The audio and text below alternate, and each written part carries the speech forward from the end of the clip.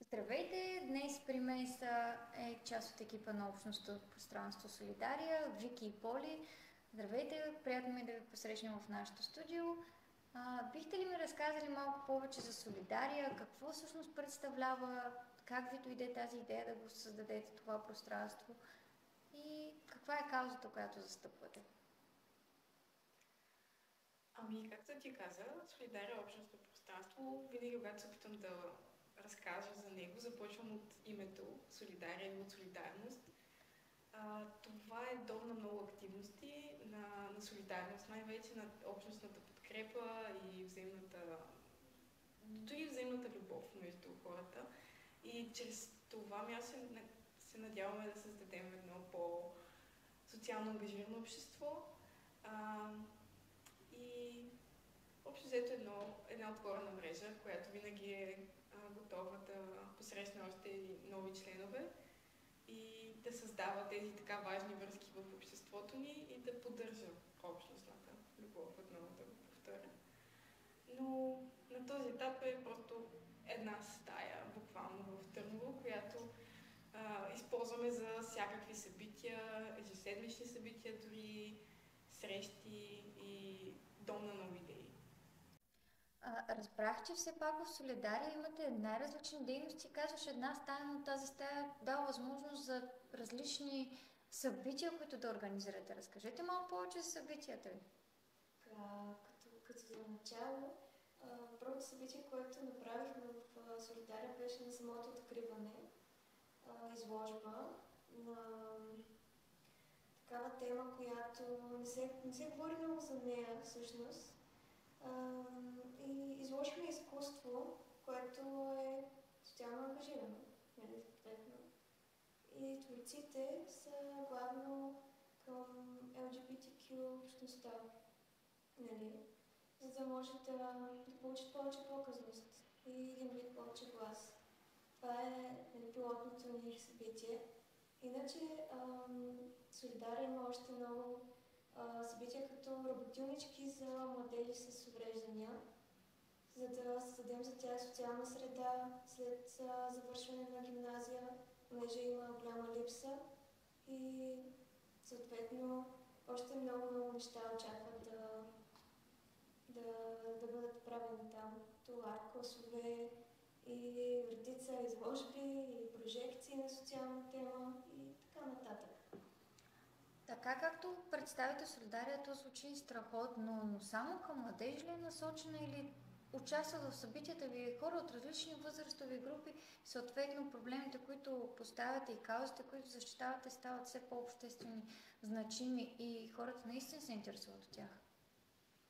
Да, всъщност забелязахме много голяма активност в града след създаването на Солидария и всъщност съм много щастлива. Затова идват хора от всякаква възраст, дори идват родители с децата си, учители. Даже създадохме една секция в библиотеката ни, която е специално насочена към учители, обучаването на как да се обучават деца от различни маргинализирани групи, но главната общност, която ангажираме са младежите, тъй като целият екип е съставен от ученици и студенти. Страхотно, поздравявам ви! На 8 март имахте много интересно събитие. Може ли да разкажете малко повече за него на публиката ни? Как изобщо се роди тази идея? Доколко човека успяхте да се докоснете и вие как се чувствахте след събитието? То дойде много спонтанно като идея. Наближаваше 8 март, съответно искаме да направим нещо за самия ден. И първоначално имахме една работилничка, наречена феминистка лаборатория, която трябваше да направим възможно най-много визуализация на това какво всъщност е 8 март, нали, да наблягаме на това, че е ден на майката, както сега се разбира, ден за борба.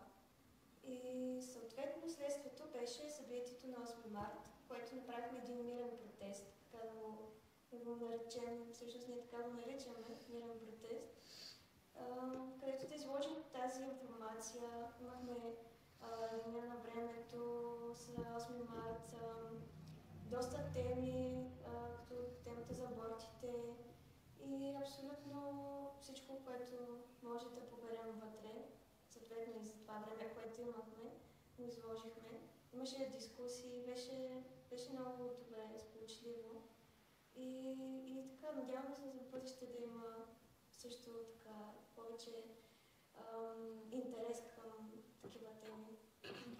Общо взето се опитваме да засягаме възможно най-много темата за женските борби, за женските права и нашия екип през последните години беше част от организацията на протестите на 25 ноември срещу домашното насилие и приемането на закони срещу домашното насилие и малко преди март месец пред нас дойде въпроса, добре, искаме ли да направим протест на 8 марта, тъй като в големите градове винаги има протест.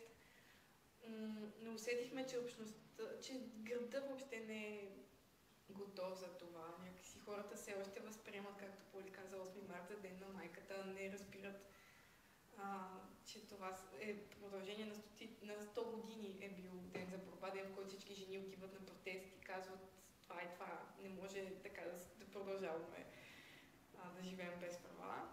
И да, и затова измислихме този начин, така мирен начин, по който и да въвлечем много хора в създаването на тази арт-инсталация, чрез работилницата и, както Поли каза, след това излагането и дискусията. Отново ви поздравявам за това, че засягате толкова важен обществен проблем, който, макар и да се чува сред обществото, все още не се разпознава като лична кауза. И въпреки това искам да ви попитам, вие лично как се чувствате? Как се чувствате като жени, които са част от това общество? Как се чувствате като хора, които променят? Защото това, което правите с Солидария, е да променяте, да давате възможност хората да се развиват и да разбират по темата.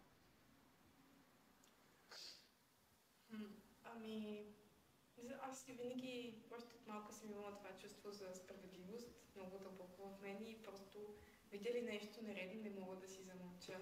Може би това ме води, може би това води целият ни екип. Но да, това е една от темите, които най-много ме вълнуват за така наречения патриархален свят, в който живеем.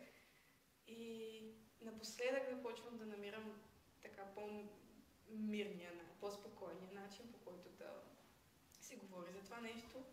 Разбира се, важно е, когато видим нещо наредно, да спорим, да нападаме, когато е нужно да правим протести, но има и много по-различен метод, който също напоследък започвам да виждам колко е важен. Просто дори да говориш с приятели за това, да говориш с семейството си, когато можеш, да се информираш сам, да започваш да изграждаш някакво критично мислене в себе, за да и така малко почваш да забелязваш много проблеми, но начина да променяме всичко това е да говорим с хората. И в ежедневната си работа също да въвличаме тези неща. Добре, много ви благодаря. За мен беше удоволствие да сте тук. Ще следим изкъсо вашите събития, колкото можем, даже ще присъствам с най-голямо удоволствие и се надявам да продължавате вашата дейност, да не губите мотивация, защото все пак темата наистина е много важна и когато сте поели тази кауза и е хубаво да намерите хора, които да ви подкрепят. За мен е удоволствие, че Вики и Поли бяха при нас, а с вас ще се видим следващия път.